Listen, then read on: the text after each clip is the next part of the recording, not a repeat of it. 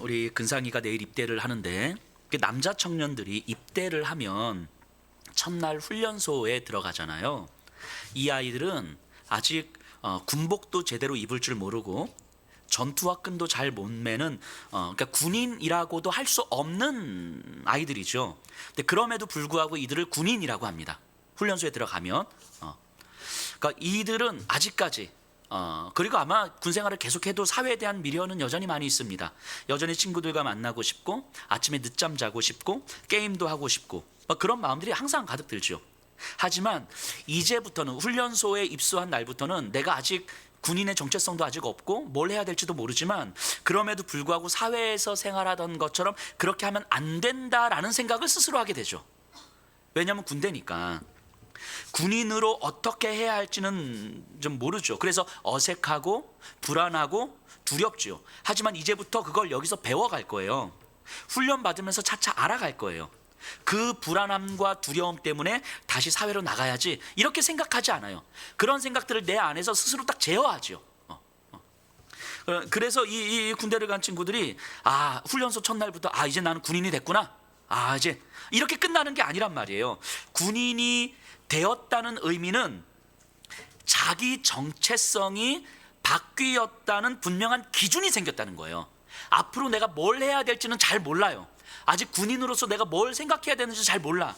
하지만 그럼에도 불구하고 내가 이전과는 똑같이 생각하면 안 되겠구나라는 기준은 생긴 거예요. 이전처럼 똑같이 살면 안 되겠구나라고 하는 기준이 명확하게 생긴 거죠. 그럼 뭘 해야 되지? 이제부터 배워가는 거죠. 이제부터 그 생각하는 방식과 생활하는 방식을 배워가는 거예요. 근데 그게 자기 안에서 딱 제어가 되고 기준이 딱 생기는 거잖아요. 즉 정체성이 바뀌었다는 것, 이것은 생각하는 방식과 생활하는 방식이 이전과는 완전히 달라져야 된다라는 사실을 깨달았다는 걸 의미하는 거예요. 이게 정체성이 바뀐 거예요. 그래서 나 군인이 됐어 이제. 이게 아니라 군인이 되었다라고 하는 것은 내가 이제부터 어떻게 생각해야 되는지, 어떻게 살아가야 되는지에 대해서 이전과 확연하게 달라졌구나, 이전처럼 살면 안 되겠구나라고 하는 기준이 생긴 거예요. 이 시작점이 생긴 거죠. 그래서 이후부터 이제 이런 사고 방식과 생활 방식을 가지고 이제 배우면서 살아가면 되는 거거든요. 자, 그리스도인이 되었다는 것도 이와 같아요.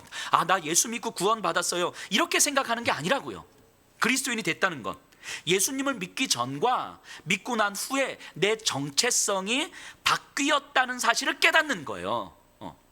예수를 믿기 전의 삶으로 돌아갈 수 없다는 것이 내 안에 분명한 기준으로 생긴 거예요. 그래서 그리스도인으로서 내가 어떻게 살아가야 될지, 어떻게 생각해야 될지 이건 아직 몰라요. 그래서 불안하고 어색하고 두려울 수는 있지만 그럼에도 불구하고 선명한 건 이전처럼 살 수는 없겠구나 내가.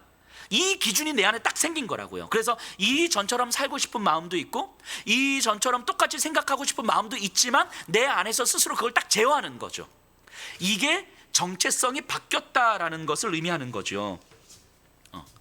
그러면서 이제부터 어떻게 해야 되지? 라고 하는 것들을 이제는 배우고 훈련 받아야 되는구나, 이제 알아가야 되는구나, 이런 생각이 되는 거죠. 그래서 생각하는 방식이 어떻게 달라져야 되는지, 생활하는 방식이 어떻게 변화되어야 되는지를 이제 계속 내가 배워가야 되는 거구나. 그래서 어떤 사람은 군대 가서 잘 배워서 정말 한 상병쯤 됐을 때 넌 진짜 체질이야, 이렇게 말하는 사람이 있고, 상병쯤 됐는데도 아직도 정신 못 차려가지고 고문관으로 살아가는 아이들도 있는 거예요. 그 차이는 분명히 있을 수 있어요. 그럼에도 불구하고 분명한 건 여전히 군인이라는 것이고 그 안에서 그걸 배워간다라는 거예요. 고문관처럼 제대로 못 배운다 할지라도 그 이전 사회처럼 내가 생활하면 안 되겠구나라고 하는 기준은 가지고 있단 말이죠.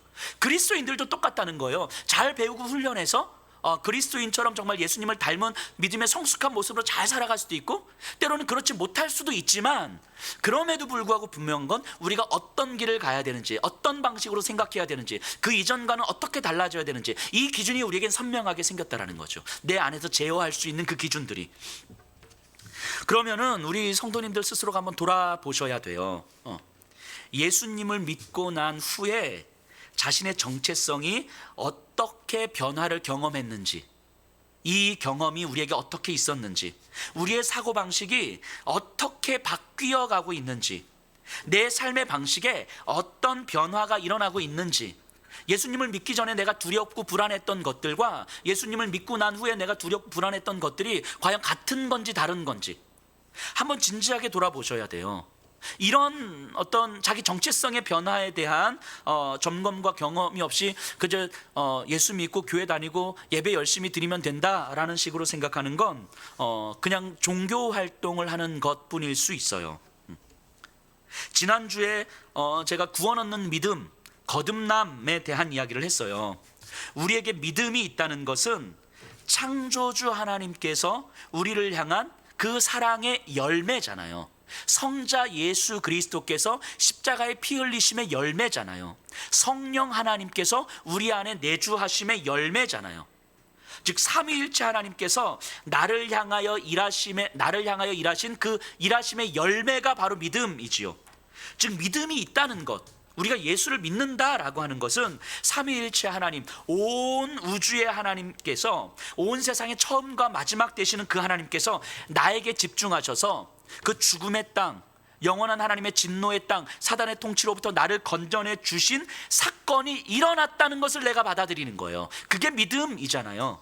그게. 그런데 이런 믿음이 있다고 하면서 예수 믿기 전에 사고방식과 삶의 방식을 그대로 유지할 수 있겠습니까? 그건 불가능한 거예요. 절대 불가능한 거예요. 만약에 그럴 수 있다고 생각한다면 그거는 하나님을 모르고 있다는 거죠. 하나님께서 하신 일이 어떤 것인지를 모르고 있다는 거예요. 그저 하나님을 훌륭한 선생님 정도로 생각하기에 그냥 들을 수 있고 아니면 말고, 예수를 따르면 좋고 아니면 말고, 이런 식으로밖에 생각이 안 되는 거예요. 하나님을 모르니까, 하나님께서 하신 일이 어떤 것인지를 모르니까. 정말 하나님을 하나님으로 깨닫는다면 나를 향해 집중된 하나님의 그 사랑과 은혜의 열매를 이렇게 소홀하게 여길 수는 없는 거예요. 이렇게 하찮은 방식으로 우리가 이렇게 대할 수는 없는 거죠. 오늘 본문은요, 이 흐름 속에서 보셔야 돼요. 자, 14절에서 16절까지 제가 한번 볼게요. 예수께서 한 말 못하게 하는 귀신을 쫓아내시니 귀신이 나가매 말 못하는 사람이 말하는지라. 무리들이 놀랍게 여겼으나 그 중에 더러는 말하기를 그가 귀신의 왕 바알세불을 힘입어 귀신을 쫓아낸다 하고, 또 더러는 예수를 시험하여 하늘로부터 오는 표적을 구하니. 자, 말 못하게 하는 귀신 들린 사람이 있었어요. 예수님은 그 귀신을 쫓아내셨고 그 사람으로 하여금 스스로 말할 수 있도록 해주셨어요. 자, 귀신이 들렸다는 것은 악한 영에게 사로잡혔다 이런 의미거든요. 사단의 통치 아래 있다 이런 얘기죠. 사단에게 사로잡혔다는 것은 죽음, 속박, 무질서, 혼란, 적대감 이런 상황 속에 놓여져 있는 거잖아요. 결국은 영원한 죽음 아래 놓여지는 거죠. 그러니까 이 귀신 들린 사람은 스스로의 자기의 입술을 통해서 자기 스스로 생각하고 말하는 것도 안 된다라는 거예요. 그러니까 속박당하고 있다는 얘기죠. 노예와도 같은 삶을 살고 있는 거죠. 그런데 예수님은 이 사단에게 사로잡힌 한 사람을 자유케 하시고 자신의 몸과 마음과 생각과 영혼을 자유롭게 만들어 주시고 조화를 이루게 해주셨어요. 그런데 이 장면을 본 사람들이 다양한 반응이 나타나더라는 거예요. 일부 사람은 예수님한테 야, 네가 귀신의 왕 바알세불을 힘입어서 이 기적을 일으키는 거 아니야? 이렇게 이야기하기도 하고요. 또 어떤 사람은 야, 네가 진짜 하나님으로부터 능력을 받은 거라면 그 표적을 좀 보여달라, 이렇게 말하기도 하는 거예요. 당시에는 어떤 이런 기적들이 신의 그 초자연적인 존재에 의해서, 신적 존재에 의해서 이루어졌다라고 사람들은 받아들였기 때문에 그럼 이 일이 일어났던 것은 분명히 둘 중에 하나인 거예요. 사단의 권세냐 하나님의 권세냐, 이 둘 중에 하나일 텐데 이 사람들은 야, 네가 사단의 권세를 힘입은 거 아니냐 라고 이야기하기도 하고, 하나님의 권세라면 그 표적을 좀 보여달라 이렇게 요구하는 거죠. 그런데 예수님은 저들의 생각을 아시고 하나씩 저들의 논리를 이제 깨뜨려 가시는 거예요. 이제 논리를 전개하시는데요. 17절 18절, 예수께서 그들의 생각을 아시고 이르시되 스스로 분쟁하는 나라마다 황폐하여지며 스스로 분쟁하는 집은 무너지느니라. 너희 말이 내가 바알세불을 힘입어 귀신을 쫓아낸다 하니 만일 사탄이 스스로 분쟁하면 그의 나라가 어떻게 서겠느냐. 자, 예수님이 먼저 뭐라고 말씀하시냐면 어떤 나라든지 내분을 일으키면, 그러니까 내전이 일어나면 그 나라는 붕괴될 수밖에 없다라는 사실을 너희도 알지 않느냐. 이거는 당시의 격언처럼 알고 있는 내용인 거죠.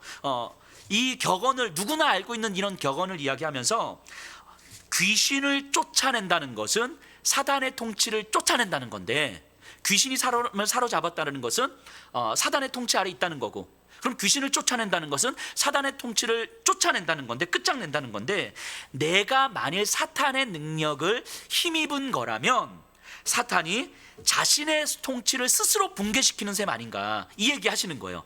너무 자연스러운 논리적 규격인 거죠. 사단이 스스로 자신의 통치를 깨트리는 거 아니냐. 그러니까 바알세불은 그냥 귀신의 왕, 뭐 이 정도로 이해하시면 돼요.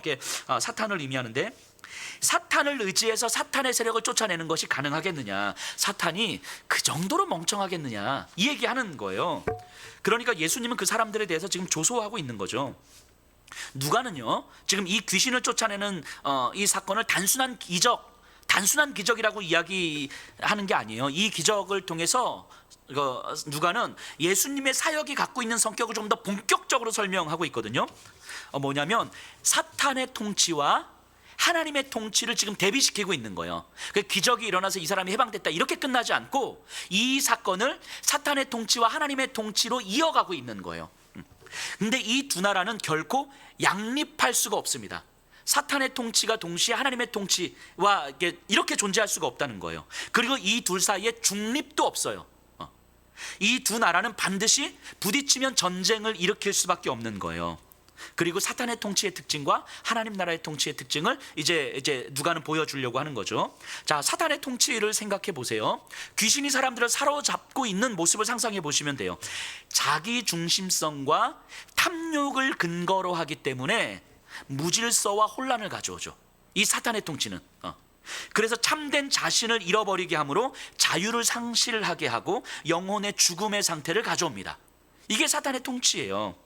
그래서 사탄의 통치는 결국 우리를 무언가의 노예로 만들어버려요.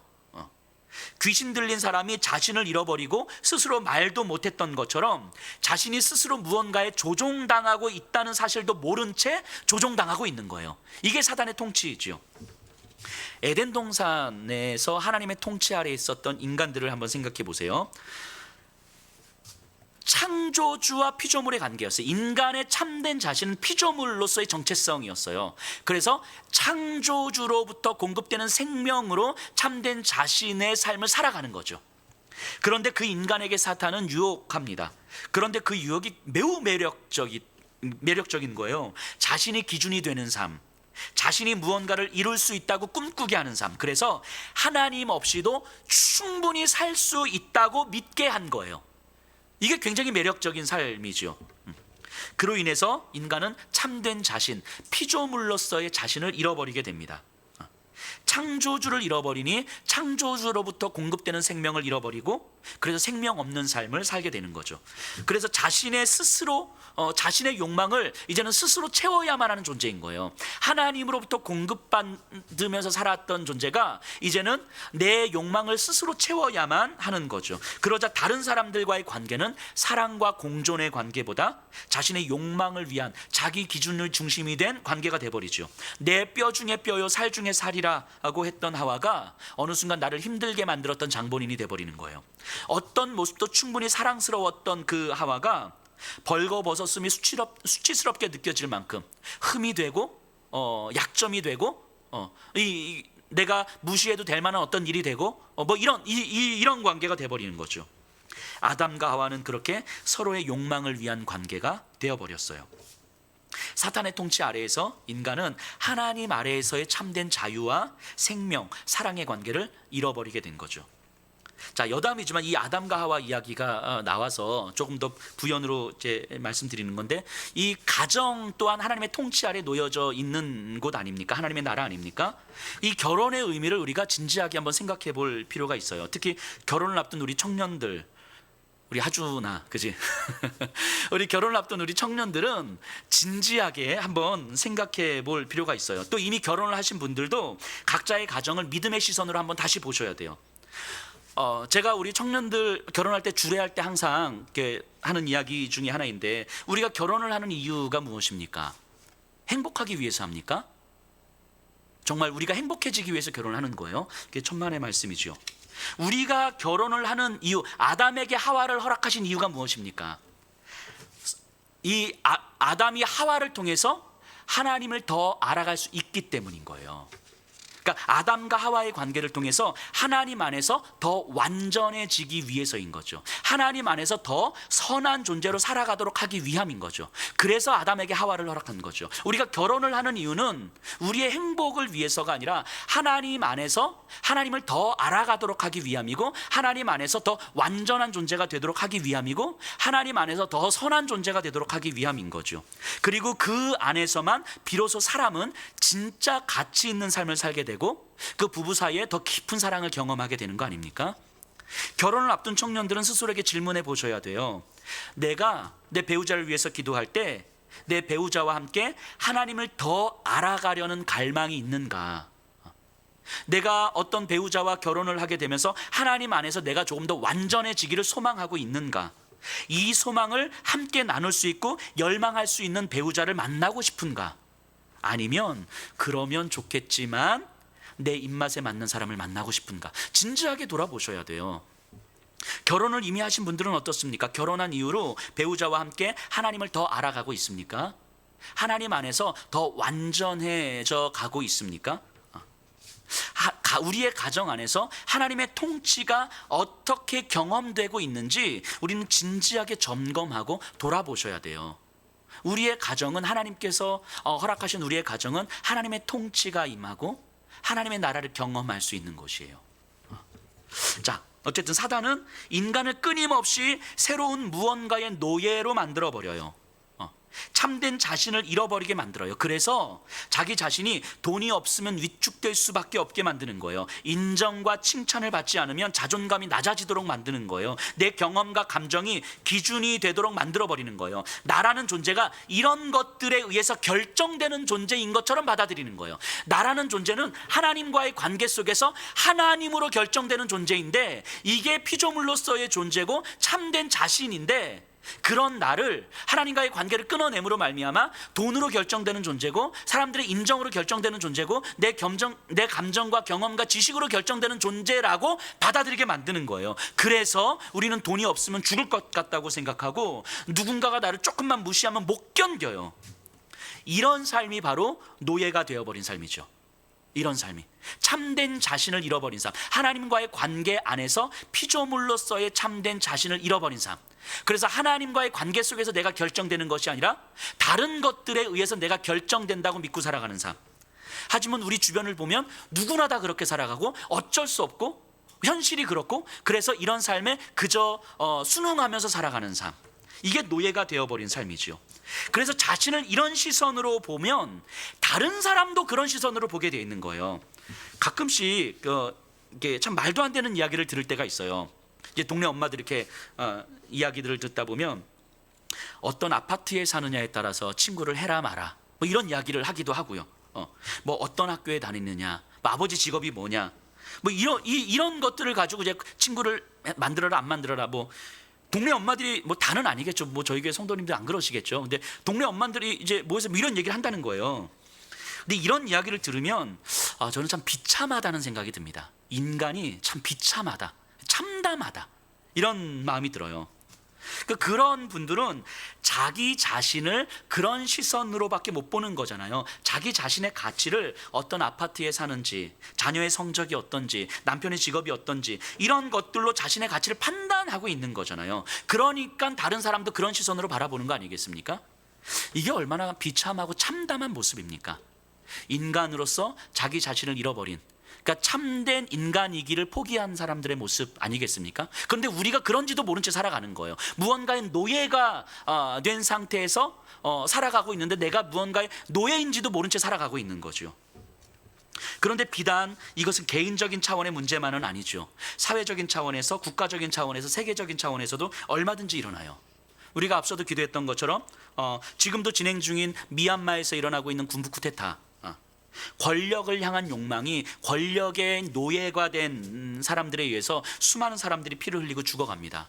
지금도 700여 명이나 넘는 사람들이 죽었대요. 여성들이, 임신한 여성이, 어린 아이들이 이유도 모른 채 죽어가요. 우리나라도 이와 비슷한 경험들이 있지 않습니까? 권력의 노예가 된 사람은 수많은 사람들에게 폭력을 가하게 돼요. 그런데 자신들이 얼마나 끔찍한 짓을 저지르고 있는지도 모른 채 그래서 뉴스에 보니까 그 군인들이 굉장히 아주 해맑은 모습으로 축제를 벌이고 있더라고요. 얼마나 참담한 모습입니까? 또 우리나라에서 일어나는 어떤 정인이 사건으로 대표되는 아동학대 사건들, 아무런 자기를 방어할 수 있는 힘이 없는 그 아이들이 정말 어른들로부터 학대를 받고 평생 상처를 쌓아가고 죽어가야만 하는 아이들, 또 노인 학대, 평생을 자녀들을 위해서 정말 최선을 다해서 살아왔지만 어느 순간 자녀들로부터 버림받고 사회로부터 버림받은 그 어르신들, 학교 폭력, 또 생존의 문제로 목숨을 끊어야만 하는 이 죽음들, 생존의 문제로 목숨을 끊어야만 하는 이 사건은 자살이 아니잖아요. 사회적 타살 아닙니까? 사회적 타살. 돈이 없다는 것이 죽어야 되는 이유가 됩니까? 안 되잖아요. 말도 안 되는 거잖아요. 근데 우리 사회는 돈이 없으면 죽어야 되는 이유가 되는 사회가 되는 거잖아요. 아무도 관심을 갖지 않아요.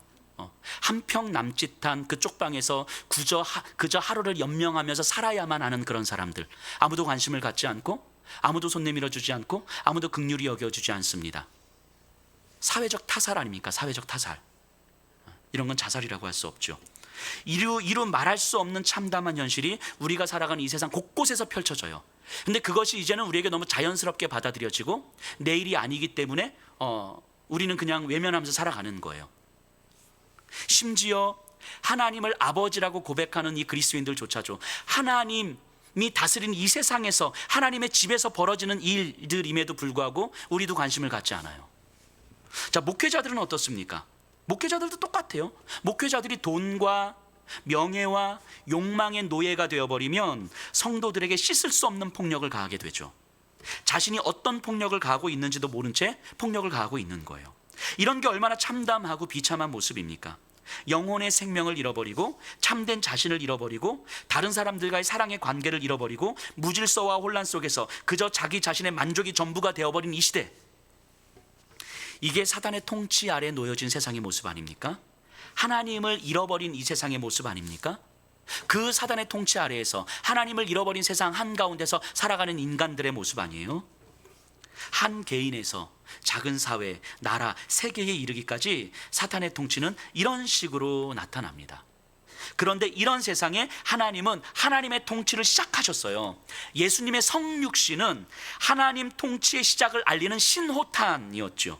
생명 없는 세상의 생명을, 사랑 없는 세상의 사랑을, 질서 없는 세상의 질서를 세우기 위한 시작이었어요. 예수님께서 이 땅에서 활동을 시작하시면서 사탄의 통치는 조금씩 깨어지기 시작합니다. 사로잡혀서 노예처럼 살아갔던 그 사람들이 해방되고 자기 자신을 찾기 시작했어요. 세리 마태가 그랬고요, 가늠한 여인, 죄인인 한 여인, 사마리아 수가성 여인이 귀신 들렸던 자가 그랬어요. 자기 자신을 찾은 사람들이 다른 사람들을 사랑하기 시작하죠. 참된 생명, 질서, 자유, 해방을 경험하기 시작합니다. 오늘 본문의 이 장면 또한 예수님께서 이 땅에 하나님의 통치가 시작되었음을 보여주는 하나의 장면인 거예요.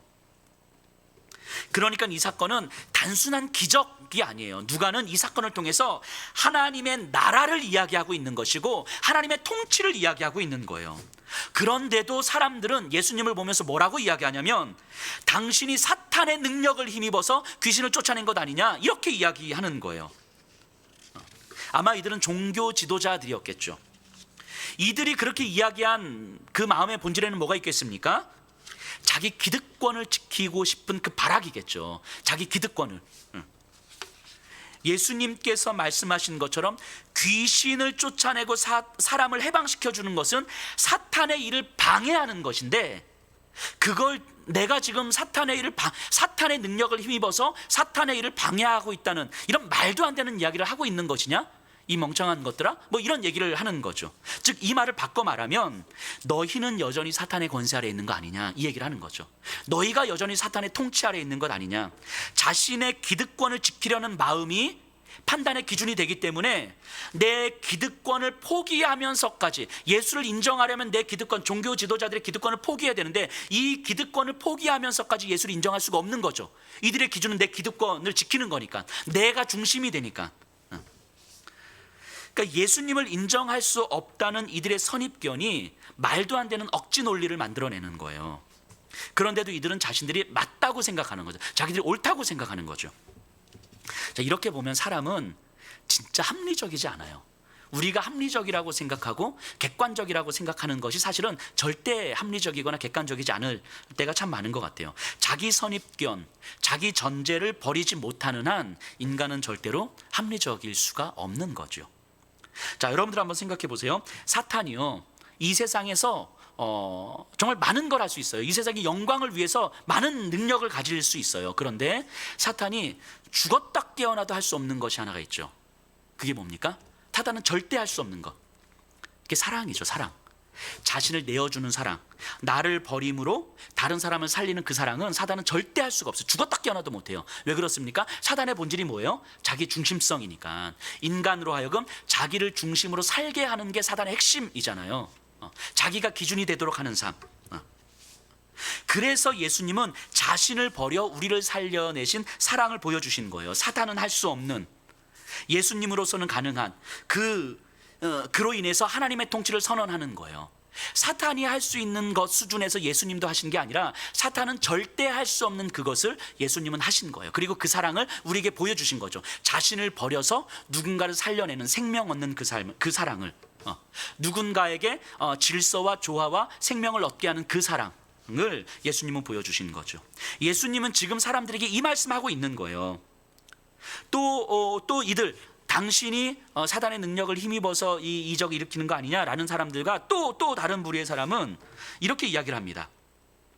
예수님에게 당신이 진짜 하나님의 능력을 힘입은 거라면 표적을 보여주시오. 하나님의 능력이라는 표적을 보여주시오. 이렇게 요구를 해요. 근데 이들도 마찬가지죠. 귀신을 쫓아내고 한 사람을 해방시켰잖아요. 이 자체가 하나님의 통치가 이루어졌다는 표적이잖아요. 이 자체가. 그런데도 또 다른 표적을 보여달라는 거예요. 그러니까 이들은 아무리 많은 기적을 보여줘도 믿지 못한다는 거죠. 기적, 신비한 일, 초자연적인 놀라운 일들은 우리를 멈칫하게 만들 수는 있어요. 오, 이렇게 만들 수는 있어요. 하지만 이런 것들이 우리에게 신앙을 불러일으키지는 않습니다. 우리에게 믿음을 만들어내지 못해요. 기적을 계속 보기를 원하는 사람들은 기적에 중독되죠. 초자연적인 어떤 일들에 중독돼 버리는 거예요. 자, 예수님께서 사단에게 이끌려 광야로 갔잖아요. 사단은 예수님에게 표적을 요구합니다. 야, 네가 성전에서 뛰어내려봐. 천사가 너희 발을 딱 붙들고 안전하게 착지하면 네가 하나님의 아들이라는 것이 증명되지 않겠어? 이게 표적을 요구하는 거잖아요. 그런데 사단은 예수님이 하나님의 아들이라는 걸 알지요. 그럼에도 불구하고 표적을 요구하잖아요. 자, 이게 무슨 의미입니까? 아무리 어떤 기적이 일어나도 하나님, 그 기적으로 하나님의 아들임이 증명되는 게 아니다라는 거예요. 그게 아니다라는 거죠. 우리가 종종 내 눈앞에서 우리는 이게 기적을 보기를 원합니다. 우리의 믿음이 막 떨어져 있고 힘들고 하나님께서 내 안에서 뭔가 일들을 일으켜주면 또 내 귀에 대고 완호가 뭐 이렇게 말씀하시면 뭔가 내가 확 회복될 것 같고 뭐 이런 놀라운 일들을 우리가 소망하기도 하잖아요. 그런데 그런 것들을 계속 기대하다 보면 같은 방식의 기적에 중독돼요. 신앙은요, 그렇게 형성되는 게 아니죠. 신앙의 형성에 대해서는 지난주 설교에서 제가 좀 자세하게 말씀드렸어요. 우리 지난주 설교를 다시 깊이 묵상하시면서 한번 들어보시면 참 좋을 것 같습니다. 자, 20절 보세요. 그러나 내가 만일 하나님의 손을 힘입어 귀신을 쫓아낸다면 하나님 나라가 이미 너희에게 임하였느니라. 예수님은 더 강력하게 말씀하시는데요. 내가 사탄의 능력을 힘입은 것이 아니라면, 사탄이 아니면 하나님의 능력을 힘입은 걸 텐데, 그럼 하나님의 능력으로 내가 이 귀신을 쫓아낸 것이 맞다면 그럼 지금 여기에 하나님의 나라가 임한 것 아니냐? 지금 이렇게 이야기하는 거예요. 즉 예수님은 지금 반박할 수 없는 논리로 저들을 이제 몰아치고 있는 거예요. 그럼 너희들의 말이 말도 안 되는 이야기인데, 그럼 지금 여기에서 하나님의 나라가 임한 거 아니냐? 하나님의 통치가 임한 거 아니냐? 사단의 통치가 지금 쫓겨나고 깨트려지고 있는 거 아니냐? 저 귀신이 물러간 거 보면 귀신은, 사단의 세력은 쫓겨난 거고 하나님의 나라가 여기에 임한 거 아니냐? 지금 이렇게 이야기하는 거예요. 그리고 이어서 숨 쉴 틈 없는 논리를 지금 펼쳐 가십니다. 21절 22절이에요. 강한 자가 무장을 하고 자기 집을 지킬 때에는 그 소유가 안전하되, 더 강한 자가 와서 그를 굴복시킬 때에는 그가 믿던 무장을 빼앗고 그 재물을 나누느니라. 자, 여기서 강한 자는 사탄을 이야기하고요, 더 강한 자는 예수님을 얘기하죠. 자, 사탄의 통치 아래서 살아가는 삶, 자기 기득권을 지키면서 사는 삶, 돈과 권력과 힘과 사람들의 인정으로 자신의 삶이 안전하다고 여겨질 때가 있어요. 그런데 더 강한 자, 즉 예수님이 오셔서 사탄을 굴복시킨다면 내가 안전하다고 생각했던 것들이 사실은 아무것도 아니라는 걸 깨닫게 된다는 거예요. 사탄의 통치 아래에서 안전하다고 느꼈던 그 삶, 그것들은 사실 알고 보니까 나를 비참하고 참담하게 만드는 것들이었던 거예요. 그것이 없으면 죽을 것 같고 그거 붙들고 살아왔는데 사탄의 통치가 끝났을 때 내가 붙들고 있었던 것들이 정말 허무한 것들, 실체가 없는 것들, 나를 노예로 만들었던 것들이라는 것이 깨달아지는 거예요. 예수 그리스도의 통치가 우리에게 이루어지면 전도서 저자가 말했던 것처럼 전부처럼 여겨졌던 것들, 그거 없으면 안 된다고 생각했던 것들, 그것을 하나님 안에서, 하나님과의 관계 안에서 다시 보니까 그거 그렇게 붙들지 않아도 됐을 텐데, 그 돈, 그 힘, 그 사람들의 시선과 칭찬과 인정, 뭔가 내 마음에 뭐 안전함과 편안함, 이런 것들이 하나님께서 허락하신 영원한 생명과 아무런 상관도 없는 것들인데, 이런 깨달음이 오는 거예요. 그리고 더 강한 자인 예수의 통치가 이루어지면 그런 사람들에겐 새로운 전리품들이 주어지는데, 새로운 전리품들이 뭐냐면 죄사함, 성령, 구원, 은사, 하나님의 자녀, 이런 것들인 거죠. 예수 그리스도에 의해서 우리에게 새롭게 주어진 전리품들은 죄사함이고 성령이고 구원이고 은사고 하나님의 자녀됨이라는 거예요. 이걸 새롭게 받은 거예요, 예수의 통치에 의해서. 그리고 지난 내 삶을 다시 보니까 사단의 통치 아래서 내가 전부라고 여겨졌던 그런 붙들고 있었던 것들이 이것들과 비교해 보니까 이게 진짜 아무것도 아니라는 것이 여겨지는 거예요. 그러니까 사단이 다시 이거 바꿀래? 이거 내가 다시 줄게 라고 할 때 바꿀 수가 없는 거예요. 이 전리품을 새롭게 경험한 사람들은. 지금 예수님은 이 얘기하고 있는 거죠. 그런데 예수를 믿고 있다고 하면서 예전에 사단의 통치 아래 있었을 때 우리가 그렇게 붙들고 싶었던 것들, 그것 때문에 전전긍긍하면서, 그것 때문에 불안하고 두려워하면서, 그것이 내 삶의 전부인 것처럼, 이거 없으면 죽을 것처럼 살았던 그 삶의 모습으로 그것들을 붙들고 살아간다는 것이 그게 말이 되느냐라고 이야기하는 거예요. 진짜 믿음이 있다면, 진짜 예수를 영접했고 예수 그리스도로부터 우리가 새로운 전리품을 받았다면 그게 말이 되느냐. 실체가 아니라는 것이 뻔히 보여졌고, 허무한 것이라는 것이 뻔히 보여졌고, 하나님의 영원한 생명과 아무런 상관이 없다라는 것이 뻔히 보여진 그것 때문에 내 목숨을 걸고 살아가고 내 삶을 걸고 살아간다는 것이 말이 되느냐. 그건 말이 안 된다라고 이야기하는 거예요. 그런데 그 삶을 살아가는 모습을 보면, 말이 안 되는 삶을 살아가는 모습을 보면 아마 믿음이 없을 수도 있겠다, 이렇게 이야기하는 거죠. 하나님, 예수를 주로 영접한다는 것은, 하나님의 통치 아래 살아간다는 것은 이런 거예요. 이 새로운 전리품을 우리가 받았고 그럼에도 불구하고 우리의 시선은 계속 이쪽으로 가 있을 수 있죠. 끊임없이 갈 수 있죠. 군 입대해서 상병이 되고 병장이 달아도 사실은 군대에 적응할 만큼 해도 사실은 사회에 나가고 싶은 것처럼 여전히 우리를 유혹하고 우리를 이끌죠. 하지만 우리 안에 우리를 제어하는 힘이 생기는 거예요. 제어하는 기준이 명확해진 거예요. 왜냐하면 우리는 정체성이 달라졌으니까. 저거를 갖고 싶은 마음이 우리에게 들어오고 저것을 누리고 싶은 마음이 우리에게 들어오지만, 그것이 얼마나 위험한 것인지, 이게 타령하는 거잖아요. 우리 타령하는 거잖아요. 그러니까 얼마나 사회에 나가고 싶은 마음은 굴뚝 같지만 그것이 타령하게 되면 그것이 얼마나 위험한 것인지를 우리가 알기 때문에 우리 스스로 제어하는 거잖아요. 그 유혹에 쉼없이 빠질 수는 있지만 우리 스스로 우리의 변화된 정체성으로 인해서 제어하는 거죠. 우리가 새롭게 누릴 예수 그리스도께서 허락하실 그 전리품을 우리가 누리면서 살아가고자 하는 거죠. 자, 예수님이 이 얘기를 지금 하시는 거예요. 자, 23절은 우리가 조금 이따 마지막 부분에 한번 살펴보기로 하고요. 24절부터 26절까지 볼게요. 더러운 귀신이 사람에게서 나갔을 때에 물 없는 곳으로 다니며 쉬기를 구하되 얻지 못하고 이에 이르되 내가 나온 내 집에서 돌아가리라 하고 가서 보니 그 집이 청소되고 수리되었거늘 이에 가서 저보다 더 악한 귀신 7을 데리고 들어가서 거하니 그 사람의 나중 형편이 전보다 더 심하게 되느니라. 자, 이 24절에서 26절은 당시 사람들에게는 조금 익숙한 내용들이었을 거예요. 어떤 거냐면 그 귀신들, 악한 영들 의 모습을 설명하고 있는데요. 이 악한 영들이 원하는 것은 인간에게 깃들어서, 인간을 숙주로 삼아서 인간에게 깃들어서 그 인간의 삶을 다스리는 거죠. 무질서하게 만드는 거죠. 그래서 이 악한 영들에게 있어서 인간은 그저 자기들이 살기 편한 집이에요. 집. 그래서 악한 영들은 이 부주의한 인간들, 그러니까 악한 영들이 언제든지 들어갈 수 있는 준비를 하고 있는 그 인간들 를 호시탐탐 노리면서 숨어 있는 거예요. 그러다 이 인간에게 저 인간으로 옮기는 거죠. 그런데 이제 다른 숙주를 찾다가, 다른 인간을 찾다가 이게 마땅치 않았을 때 원래 있던 자기 집, 그러니까 그 원래 있던 인간의 집으로 들어가는데 그 집이 텅 비어 있고 깨끗한 거예요. 그래서 7 귀신, 즉 그 사람을 완전히 다 장악하게 되더라, 이 얘기를 하는 거예요. 완전히 장악하게 되는 사람. 자, 이 내용이 의미하는 바는 뭐냐면, 예수님에 의해서 지금 여기에 하나님의 통치가 이루어졌잖아요. 그래서 사단이 쫓겨났잖아요. 하지만 사단은 쫓겨났지만 반드시 다시 돌아올 거라는 거예요. 반드시. 근데 반드시 다시 돌아오는데, 그 예수님을 인간이 자신의 주인으로 영접하지 않으면, 그래서 그 인간의 주인이 아직 없는 상태라면 사단은 다시 그 인간을 장악하는데 그 전보다 더 심하게 장악할 거다, 이 얘기를 하는 거예요. 자, 예수님께서 십자가에서 죽으신 사건은, 죽으시고 부활하신 사건은 내가 예수님을 영접하지 않아도 일어난 사건이잖아요. 이것을 객관적 복음 사건이라고 이야기해요. 복음 사건이긴 한데 내가 영접하지 않아도, 내가 예수를 주로 영접하지 않아도 그 사건이 이미 일어난 사건이에요. 그 사건을 통하여서 사단의 권세가 깨진 거잖아요. 사단의 통치가 깨트려진 거잖아요.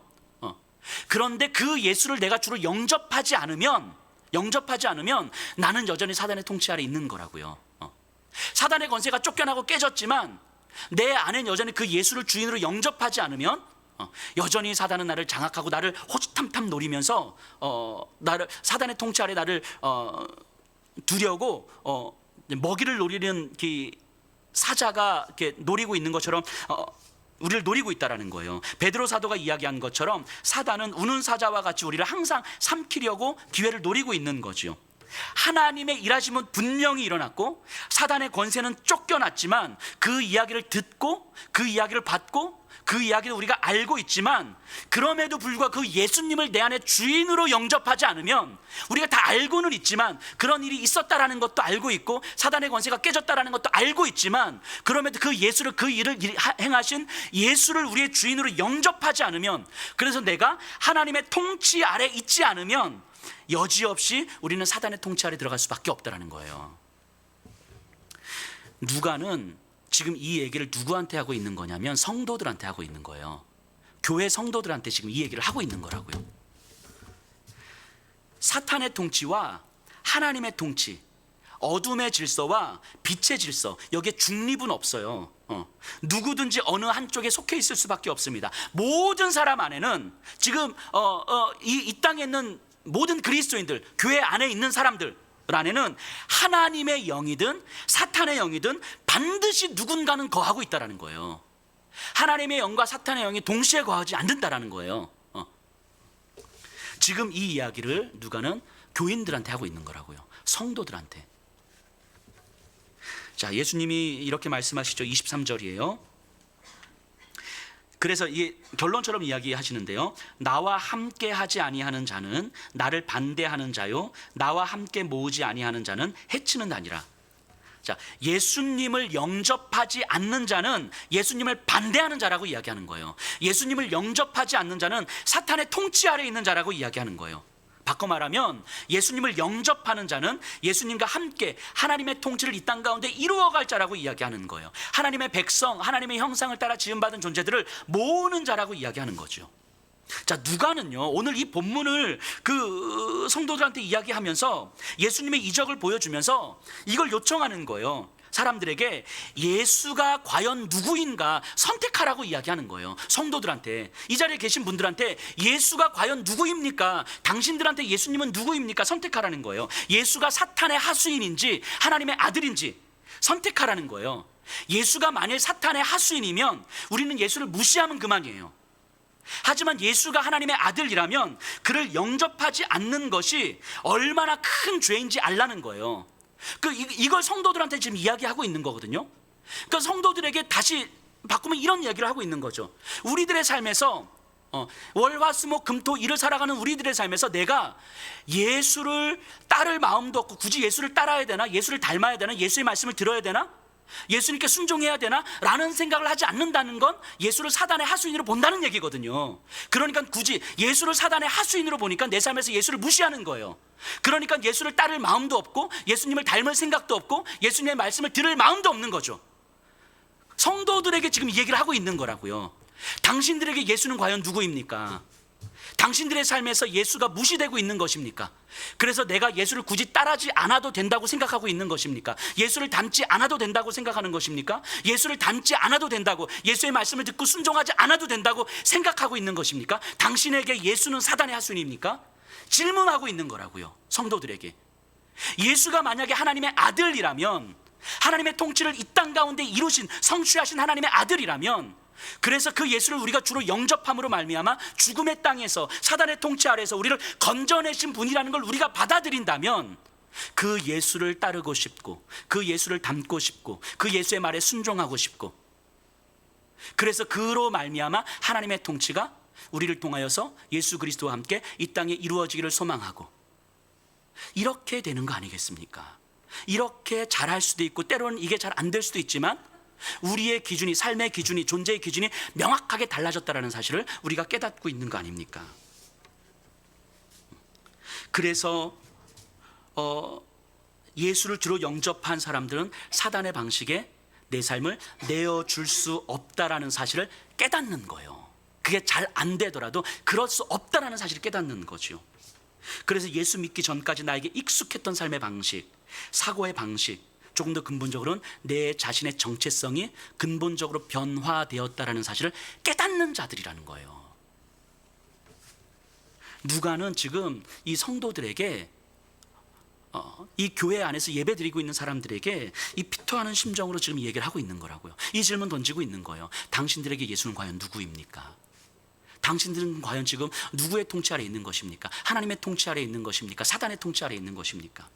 그저 예수 믿고 내가 구원받았고 그저 예배 드리고 헌금했으니까 됐다라고 생각하고 있는 것입니까? 라고 질문을 던지고 있는 거라고요.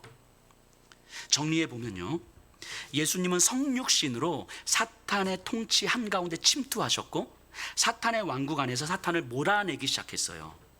그리고 예수님이 부활하시고 승천하신 이후에는 성령을 이 땅에 보내주심으로 말미암아 신자들 안에 내주하시는 성령과 함께 하나님의 통치를 이루어 가신다는 거예요. 예수님께서 이루셨던 그 하나님의 통치를 성령의 임재를 경험한 성도들과 교회를 통하여서 이 땅에 이루어가는 거예요. 그래서 신자들은, 그리스도인들은 성령의 인도를 통해서 하나님의 통치 아래에서 하나님께서 원하시는 삶을, 바라시는 삶을 살 수 있게 된 거예요. 왜냐하면 그들은 성령의 인도를 받는 자들이기 때문인 거예요. 성령의 내주하심을 경험한 자들이기 때문인 거예요. 그래서 성령을 통해서 예수의 통치는 그의 제자들을 통해서, 교회를 통해서, 우리 성도님들을 통해서 명백하게 나타나는 거예요. 누가는 지금 이걸 요청하고 있는 거예요. 예수 그리스도께서 이 땅에서 이루신 하나님의 통치, 이 장면을 보여주면서 사단의 통치를 깨뜨리고 쫓아낸 예수 그리스도께서 이루신 이 하나님의 통치를 당신들, 교회를 통해서, 성도들을 통해서 명백하게 드러내라고 이야기하는 거예요. 성령의 인도함을 받는 당신들을 통해서 이 땅에 하나님의 통치가 드러나야 되지 않겠느냐라고 요청하고 있는 거라고요. 성령의 인도하심을 받는다고 생각하고 예수를 주로 영접했다고 생각하는 여러분들을 통해서 하나님의 통치가 전혀 이루어지지 않고 전혀 나타나지 않는다면 우리가 그걸 어떻게 설명해야 됩니까? 라고 이야기를 하는 거라고요. 이게 믿음이잖아요. 이게 믿음이에요. 성령의 인도는 우리를 생명의 길로, 질서와 조화의 길로, 참 자유의 길로, 그리고 사랑으로 만들어 가실 거예요. 그래서 신자들은 참 생명이 무엇인지 아는 사람들이에요. 참 생명이 무엇인지 아는 사람들이라고요. 질서와 조화를 추구할 수 있는 사람들인 거예요. 다른 어떤 것에 노예가 되지 않을 수 있는 사람들이에요. 내 자신을 내어주어서 다른 사람에게 참된 생명을 허락할 수 있는 그 삶이 가능한 그런 사람들이라고요. 교회는 그것을 소망하는 사람들의 공동체 아닙니까?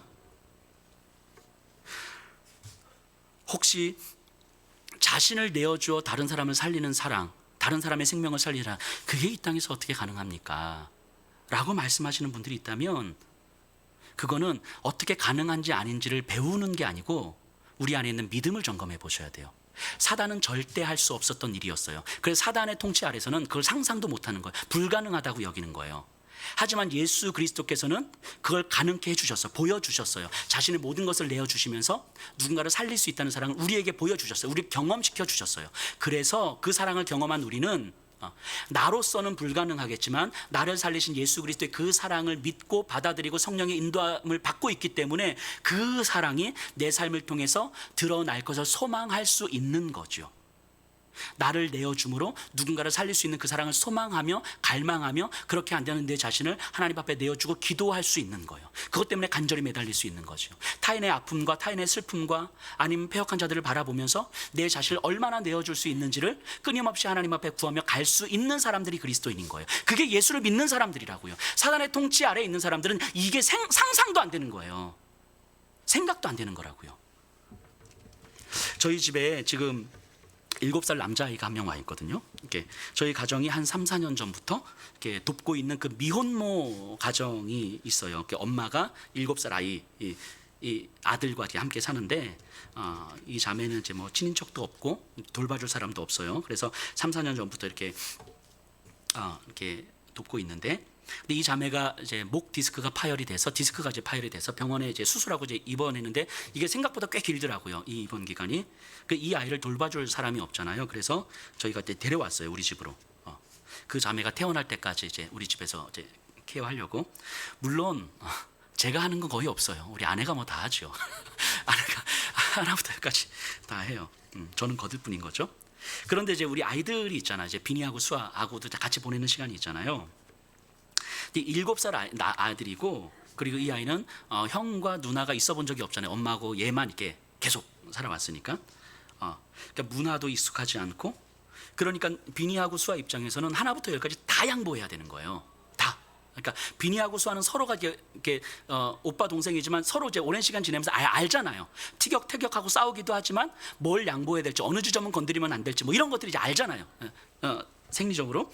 근데 이 아이는 모든 게 다 낯선 거예요. 형 누나도 처음 봤고 뭐 이런 게 그러니까 모든 게 다 신기하게 신났어. 이렇게 뭐 아침에도 나오는데 우리 집이 완전 온 거실에 완전 모든 것이 다 널려져 있고 막 이렇게. 그러니까 비니 수아 입장에서는 하나부터 열까지 다 양보해야 되는 거예요. 자기 장난감, 뭐 잠자리, 먹는 것, 뭐 음식, 뭐 이게 다. 그러니까 저희 비니가 이렇게 좀 힘들었나 봐요. 그러니까 저희가 이제 입양을 준비하잖아요. 지금 멈춰져 있지만 그 아이 이름도 이렇게 입양할 아이 이름도 우리가 이제 지었잖아요. 수빈이라고 지었는데 오늘 아침에 비니가 저한테 살짝 와서 이러는 거예요. 아빠, 우리 입양할 때 수빈이는 꼭 10살이 넘은 애였으면 좋겠어.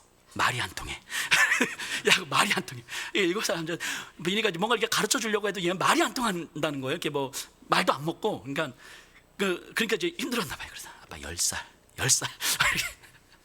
수아가 지금 10살이니까 그러니까 최소한 말은 통해야 될 것 같다는 거죠. 그런데도 불구하고 어쨌든 하나부터 열까지는 다 양보하고 있는 거는 참 고맙더라고요. 그러니까 어른들이 볼 때에 아이들이 그거 뭐 장난감, 잠자리, 뭐 자기 물건 이렇게 만지는 거 이거 뭐 그 양보하는 게 뭐가 그렇게 큰 일인가 싶긴 하지만 이 아이들의 입장에서 생각해 보면 이 모든 것을 양보하는 게 결코 쉬운 일만은 아닌 것 같아요. 근데 그래도 되게 고마운 건 우리 아이들이 또 양보해 주더라고요. 또 같이 놀아주고 수아는 얘를 또 잘 챙겨주고 잘 놀아주고 있더라고요. 이 아이들의 모습을 보면서 이런 생각을 좀 해봤어요. 작은 일이지만 어쩌면 성령의 인도하심을 받는 교회와 신자들은 이런 걸 연습해가는 삶 아니겠습니까? 사단의 통치 아래서는 절대 불가능한 것, 하지만 내 것을 하나부터 열까지 다 양보해 가면서 누군가를 살릴 수 있다면 기꺼이 이 삶을 연습해 가는 것. 그래서 예수를 믿는다는 것은 성령의 인도하심에 따르는 삶이며 누군가를 생명 얻게 하고 자유케 하고 사랑하게 하는 삶인 거잖아요. 이 삶을 연습해 가는 거잖아요. 그래서 시간이 갈수록 점점 더 내가 상황에 의해서 규정되는 내가 아니고 내 감정에 의해서 결정되는 내가 아니고 오히려 내 자신이 점점 더 내려놔지면서 누군가의 생명을 살리는 것, 누군가를 자유케 하는 것, 누군가의 삶에 유익이 되는 삶이 내 존재의 이유라고 하는 것. 그래서 성령의 인도하심으로 우리를 통해서 이 땅에 하나님의 통치를 만들어가는 것. 이것이 우리에게 연습이 되어져야 되는 삶 아니겠습니까? 한번 돌아보십시다. 우리의 삶은 어떻습니까? 예수를 주로 영접했다고 하는 우리들, 성령의 인도함을 받고 있다고 하는 우리들, 하나님을 아버지라고 고백한다고 여기는 우리들의 삶은 어떻습니까? 우리들의 교회는 어떻습니까? 진지하게 질문 던져보셔야 돼요. 처음에 말씀드렸던 것처럼 훈련소에 간 아이가 이제 나는 군인이다 이렇게 만족하지 않는 것처럼 예수 믿고 구원받았다 이렇게 만족할 수가 없는 거예요. 예수를 믿는다라고 하는 건. 혹시 지금도 이 설교를 들으시면서 이렇게 생각하시는 분들이 있을지 모르겠습니다. 그냥 예수 믿으면 되지, 그냥 교회 나가면 되지, 그냥 예배 잘 드리면 되지, 좀 봉사하면 되지, 뭘 이렇게까지 살아야 하나, 이렇게 생각하시는 분들이 있으시다면 정말 진지하게 권면드립니다. 우리 안에 있는 믿음이, 그 안에 있는 믿음이 구원 얻는 믿음인지 아닌지를 돌아보셔야 돼요. 그 안에 있는 믿음이 예수를 영접하게 하셨던 믿음인지 아닌지를 돌아보셔야 돼요. 말씀드렸잖아요. 믿음은 우리를 향한 성부 하나님의 열매예요. 사랑의 열매예요. 믿음은 성자 예수 그리스도의 피 흘리심의 열매예요. 믿음은 성령 하나님의 내주하심의 열매예요. 삼위일체 하나님, 온 우주의 하나님께서 나에게 집중하셔서 저 죽음의 땅에서 사탄의 통치 한가운데서 우리를 건져내 주셔서 나에게 이루신 일, 이게 믿음이에요. 우리에게 우리가 예수를 믿고 있습니다, 예수를 영접했습니다라고 할 때 이 믿음은 그렇게 이루어진 믿음이라고요. 창조주 하나님께서 우리 한 사람을 향하여서 집중하여서 이루신 일, 그게 믿음이라고요. 이 믿음이 우리에게 있는데, 이 믿음이 내 생각 하나 못 바꿉니까? 이 믿음이 내 삶 하나 못 바꾼다고요? 이 믿음이 나를 이전처럼 세상과 똑같이 살게 합니까? 세상 사람들이 살아가는 방식과 똑같이 살게 한다고요? 거짓말하지 마세요. 거짓말하지 마세요. 절대 그럴 수가 없어요. 우리에게 믿음이 있다고 이야기하면서도 여전히 내 생각하는 방식 하나 바꾸지 못하고, 내 삶의 방식 하나 바꾸지 못하고, 그래서 이전처럼 세상 사람들이 살아가는 것과 똑같이 살아가고, 또 이럴 수밖에 없다고, 어쩔 수 없다고, 누구나 다 그런다고, 그건 하나님을 무시하는 거예요.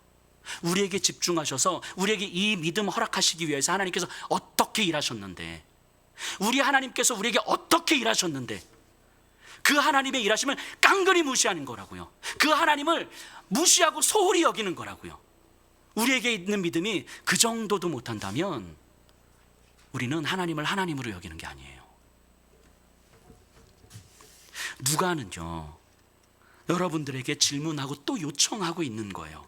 여러분들은 하나님의 통치 아래에 있는 삶입니까? 아니면 사탄의 통치 아래에 있는 삶입니까? 하나님은 여러분들을 어디로 불러주셨습니까? 여러분들은 정말 어디에 있는 존재입니까? 질문하는 거예요. 그리고 요청하는 거예요. 예수를 영접한 우리가, 성령의 인도함을 받는 우리가, 삼위일체 하나님의 그 놀라운 일을 경험한 우리가, 그래서 믿음이 있다고 하는 우리가 이 땅에서 하나님의 통치를 드러내야 되지 않겠냐고, 하나님의 나라를 드러내야 되지 않겠냐고. 여러분들이 아니면, 교회가 아니면 이 땅에 하나님의 통치를 누가 드러내겠냐고. 누가는 성도들에게 요청하고 있는 거라고요. 누가는 오늘 이 자리에 있는, 지금 이 예배를 드리고 있는 사람들에게 요청하고 있는 거라고요. 이 요청을 우리는 진지하게 들으셔야 됩니다. 진지하게 받아들이셔야 돼요.